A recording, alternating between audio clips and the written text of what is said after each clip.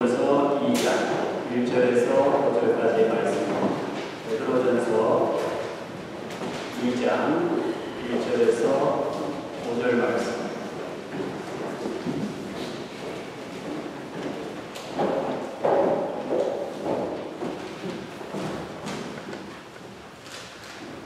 교독으로 읽어가시겠습니다.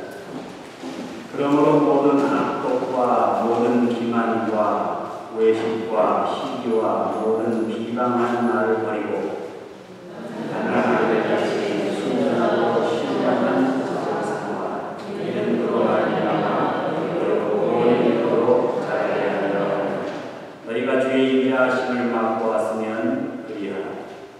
사랑의 너희와 하나님께는 택하심을 입고 외로운 상도이신 예수의 나 함께 읽겠습니다. 너희도 사람과 같이 신령한 기도로 세우고 예수 그리스도로 말미암아 하나님이 기대받으실 신령한 제사를 거룩한 제사장이 되시리라. 아멘. 기도하시겠습니다. 짧은 인생 주님을 기쁘시게 하는 거룩한 제사장이 되어 살기를 원합니다. 저희들에게 그렇게 살 수 있는 길을 알려주시옵소서. 예수 그리스도의 이름으로 기도하옵나이다. 아멘.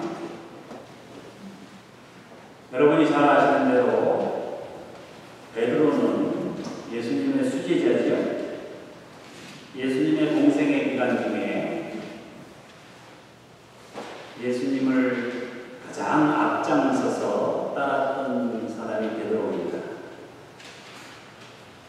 역사의 길이 남을 아주 중요한 가장 위대한 신앙의 고백을 했죠. 주는 그리스도시요 살아계신 하나님의 아들이십니다. 그래서 그 고백이 너무 훌륭해서 예수님께서 그에게 하늘에서 땅에서 매면 하늘에서도 매이고 땅에서 풀면 하늘에서도 풀린다는 그런 천국의 열쇠를 받기도 했습니다. 예수님께서 부활 승천하신 후에 마가의 다락방에서 시작된 예루살렘 교회의 초대 장로로서 그리고 핍박으로 흩어진 초대 교회의 대사도로서 아주 중요한 역할을 감당하게 됩니다. 그런데 그에게는 항상 씻을 수 없는 컴플렉스가 있었어요. 그게 뭐냐면은 예수님의 수제자이면서도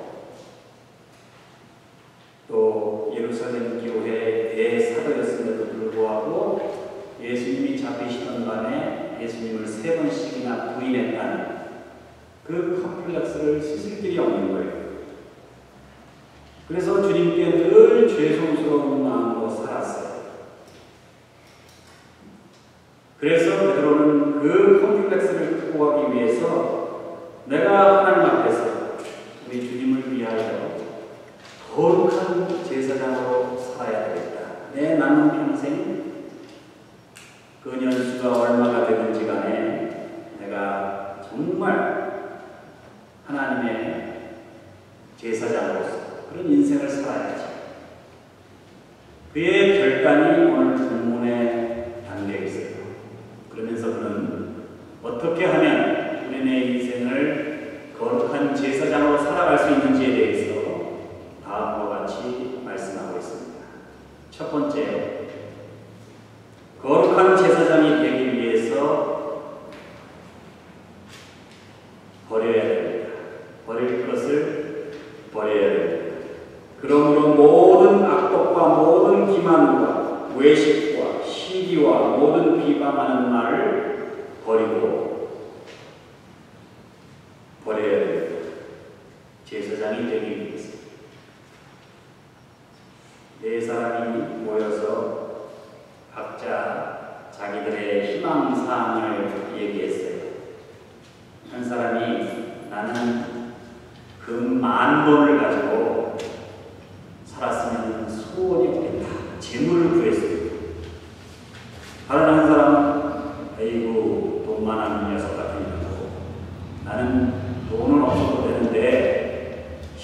신선같이 돼서 하늘에 높이 올라가서 그렇게 세상을 내려다보며 살았으면 좋겠다.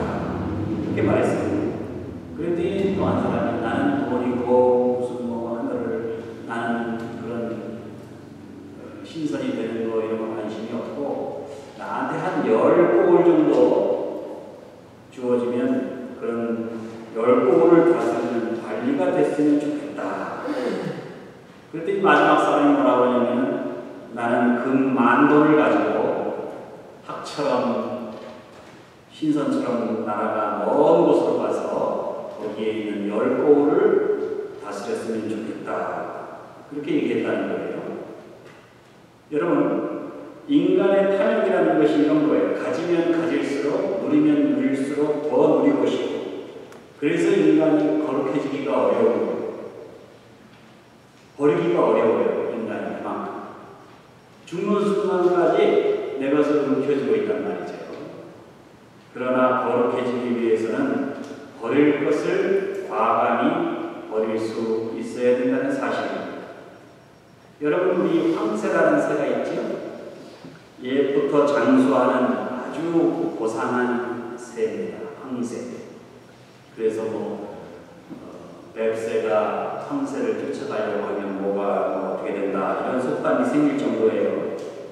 그런데 황새가 그렇게 영물이 되는 이유가 있죠. 황새는요 절대 과식하지 않는다고 합니다. 그래서 자기 체중을 잘 조절해서 먹이가 아무리 많아도 자기 양만큼 딱 먹고 그 이상은 먹지 않는데, 그리고 영양가 있는 것만 또 골라서 먹는데요, 황새가. 그래서 그날 날아갈 수 있는 거리를 잘 정해가지고 또 그 이상은 날지 않는데 더 날 수 있어도 자기가 하루 동안 날아갈 거리를 딱 정해놓고 날아가는 거예요. 그래서 목적지까지 날아가는데 이 뱁새는 그러지 못하는 거예요. 먹고 싶은 거 잔뜩 먹고 날아가려고 하는데 못 날아가는 거예요. 그래서 황새 따라가다가 어떻게 된다는 거예요.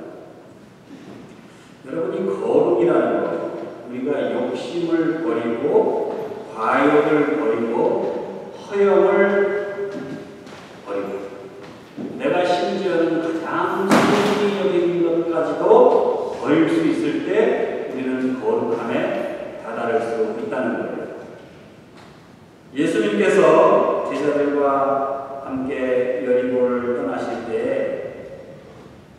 디메오의 아들 바디메오라는 거지가 장님인데 길가에 앉아 있었습니다. 나사렛 예수께서 길을 가신다는 소문을 듣고 외칩니다. 다윗의 자손 예수여, 나를 불쌍히 여기소서. 그랬더니 사람들이 좀 조용히 하라고 시끄럽다고. 그랬더니 더 큰 소리로 외칩니다. 다윗의 자손 예수여, 나를 좀 봐주십시오. 나를 불쌍히 여겨주시옵소서. 그랬더니 예수님께서 저 바디메오를 데려오라. 그랬더니 바디메오가 어떻게 예수님 앞에 나아갑니까? 자기가 걸치고 있었던 겉옷을 던져버리고 겉옷을 벗고 일어나 예수께 나아왔다고 했습니다. 여러분, 우리가 새로운 인생, 거듭난 인생, 거룩한 인생을 살기 위해서 우리는 이제까지 우리가 입고 있었던 그 겉옷을 벗어버릴 수 있는 그런 용기와 결단이 필요하다는 사실입니다. 바디메오가 구걸하던 곳이 여리고성 입구입니다. 세상을 상징한다고 그러지요, 여리고성이. 그 여리고성 문턱에서 거지로 비참하게 살아갈 수밖에 없었던 바디메오. 그가 고침받아서 새로운 삶, 거룩한 삶을 살게 되었던 비결, 이것은 그가 버릴 수 있었기 때문입니다. 탈피하지 못하는 뱀은 죽습니다. 뱀이 주기적으로 껍질을 벗는데 껍질을 벗어야 삽니다. 그런데 뱀의 피부에 상처가 생겨요. 혹은 잘못된 먹이를 먹어요. 그러면 병에 걸려요. 그래서 껍질을 벗지를 못해요. 그러면 탈피하지 못한 받고 그 상처받은 그 껍질에 갇혀서 뱀이 죽는다는 거예요. 여러분의 인생도 마찬가지입니다. 마치 뱀이 때를 따라서 벗어버림으로써 건강을 유지하고 생명을 유지할 수 있는 것처럼 우리가 하나님의 자녀로 재불식을 하기 위해서 우리가 끊임없이 탈피해 더러운 것, 위선, 허영 이런 것을 자꾸 우리가 벗어버려야 된다는 사실. 지난날에 그릇된 습관이나 나쁜 성질이나 더러운 허물, 죄 이런 것들을 늘 희석버리고 거룩한 제사장으로 살 수 있으시기를 주님의 이름으로 축원합니다. 두 번째, 거룩한 제사장이 되기 위해서는 하나님의 말씀을 사모해야 합니다. 갓난 아기들 같이 순전하고 신령한 젖을 사모하라. 거룩한 제사장이 되기 위해서 우리는 젖을 사모해야 합니다. 본문에 보면 어느 정도로 말씀을 사모해야 하냐, 갓난아이가 어머니의 젖을 빨듯이 그렇게 하나님의 말씀을 사모하라고 합니다. 여러분, 아기가 젖을 먹는 것은 아기의 생존과 성장과 밀접한 관련이 있지요. 그러니까 먹어도 되고 안 먹어도 되는 게 아니에요. 안 먹으면 죽습니다. 그리스도인이 하나님의 말씀을 사모해야 되는 이유가 그거죠. 하나님의 말씀을 먹지 않으면 그리스도인은 죽습니다. 먹는데 주기적으로 먹어야 돼요. 아기가 어리면 어릴수록 자주 그리고 충분히 먹어야 됩니다. 하나님의 말씀을 주기적으로 충분히 받아 먹어야 되는데 될 수 있으면 모유가 좋습니다. 아기에게 꼭 필요한 순수한 영양소가 들어있기 때문에 그렇죠. 여러분, 우리가 설교도 좋고 주석도 좋고 예화도 좋고 무슨 신앙서도 좋아요. 읽어야 됩니다. 그러나 그런 것들은 어디까지나 다 해석이에요. 설명입니다. 젖으로 따지자면 모유가 아니라 분유란 말이죠. 가장 좋은 것은 하나님의 말씀, 모유 그 자체입니다. 될 수 있으면 순전한 하나님의 말씀, 모유를 먹어야 돼요. 아무리 과학이 발달하고 아무리 좋은 분유가 회사에서 생산되어도 모유만큼 완벽한 영양소가 들어있는 것은 없다는 거 아닙니까? 모유에 신비스러운 비밀이 있다 이거죠. 하나님의 말씀도 마찬가지예요. 그리스도인들은 신령한 하나님의 말씀 그 자체를 사모하고 그 말씀을 자꾸 묵상하고 그 말씀에서 생명을 얻어야 된다는 사실입니다. 그런데 우리는, 특히 우리 현대 신앙인들은 이 모유의 가치를 잘 모르는 것 같아요. 예수님의 말씀, 성경 말씀 그 자체보다는 거기에 대한 해석이나 주석이나 이런 거에 더 관심이 많다 이 말이죠. 그것이 나쁜 것은 아니지만 더 중요한 게 있다 이겁니다. 그래서 우리가 하나님의 말씀에 대한 가치를 회복해야 해요. 거룩한 제사장이 되기 위해서. 독일의 유명한 작곡가죠. 핸델이라는 분이 계신데 이 핸델이 그 당시에는 이제 그 가발이 유행을 했기 때문에 누구나 너도 나도 다 형편만 되면 가발을 쓰고 다녔어요. 근데 길을 가다가 가발을 잃어버렸어요. 한참 동안 난치를 하고 있는데 어떤 아름다운 아가씨가 자기 가발을 찾아다 줘요. 그러니까 핸들이 너무너무 고맙잖아요. 그래서 그 아가씨한테 말을 걸었어요. 그랬더니 그 아가씨가 근처 이발관에서 일하는 아가씨예요. 너무나 고마워가지고 이제 핸들이 이발을 할 때는 꼭 그 이발관에 간 거예요. 그러다 보니까 이제 그녀와 대화를 나누게 되고 데이트도 하게 되고 서로 마음을 터놓는 그런 사이가 됐어요. 그래서 이제 핸델이 이 아가씨는 참 고마운 아가씨인데 내가 이 여인에게 무슨 선물을 해줄까 생각하다가 자기가 심혈을 기울여서 작곡한 오라토리아 메시아 친필 악보가 있거든요. 그 악보를 자기가 정성껏 다시 베껴가지고 그 원 친필본을 이제 선물로 그 아가씨한테 주었어요. 핸델은 그녀와 결혼하고자 하는 마음으로 일종의 프로포즈로 자기가 가장 아끼던 오라토리아 메시아 악보를 그려서 준 거예요. 얼마나 귀한 거예요. 그 아가씨가 그것만 가지고 있으면 자자손손 후손 대대로 아마 아주 부유하게 살 수 있었을 거예요. 며칠 후 핸델이 이제 그 아가씨 만나려고 다시 이발관에 들렀는데 아가씨는 핸델이 이제 온 줄도 모르고 이제 이발하러 온 손님 머리를 만지고 있었는데 무심코 자기를 도와주는 조수에게 머리를 좀 말아야 되겠는데 거기 있는 악보 몇 장만 갖다 주세요. 핸델이 선물한 그 오라토리아 메시아 친필 악보를 위장을 해서 머리를 마는 데 사용한 거예요. 옛날에는 뭐 종이가 귀했으니까. 그걸 딱 보고 핸델이 그 자리에서 나와버렸습니다. 그 후로는 다시는 그 이발관에 가지 않았다는 얘기지요.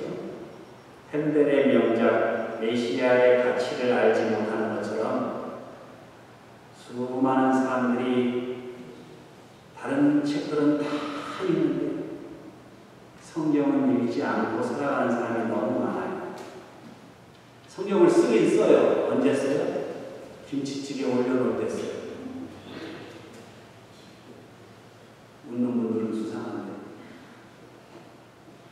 어쩌다가 하나님의 말씀을 듣기도 하고 읽기도 하지만 그 말씀을 하나님의 말씀으로 하나님이 우리를 위해서 건네주신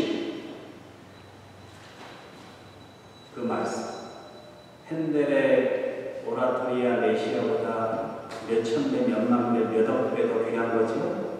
근데 우리는 그것을 소홀히 그렇게 여긴다면 여러분, 그러나 거룩한 제사장이 되려면 하나님의 말씀을 사모해야 돼요. 시편에서는 얼만큼 하나님의 말씀을 사모하느냐, 마치 목마른 사슴이 시냇가에 물을 사모하듯이 내 영혼이 주를 갈급하나이다.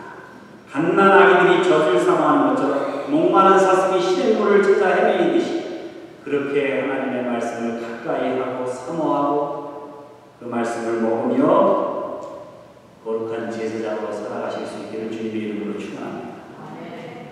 두 번, 마지막으로 거룩한 제사장이 되기 위하여 신령한 예배를 드려야 됩니다.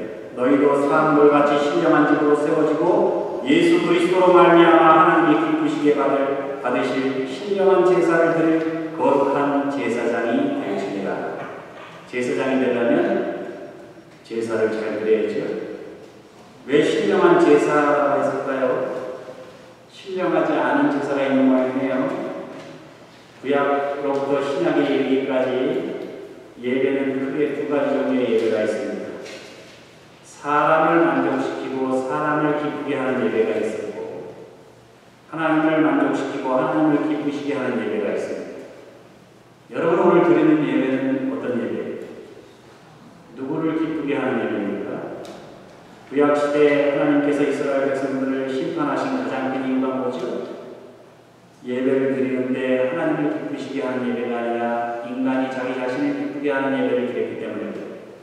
모세가 십계명 받으려고 시내산에 올랐습니다. 40일 동안 산 위에서 하나님의 말씀을 받으려고 기도하며 기다리는데 산 밑에서 모세가 내려오기를 기다리는 이스라엘 백성들이 따분해지기 시작했습니다. 불안해지기 시작했습니다. 나를 편안하게 해주고 내가 원하는 것을 들어줄 수 있는 다른 것들을 찾았습니다. 그게 누구예요? 바알신입니다. 옳고 그른 것은 따지지 않고 공동체의 이익보다는 개인의 풍요와 안위를 보장하는 바알신. 그가 제일 좋아하는 게 금송아지예요.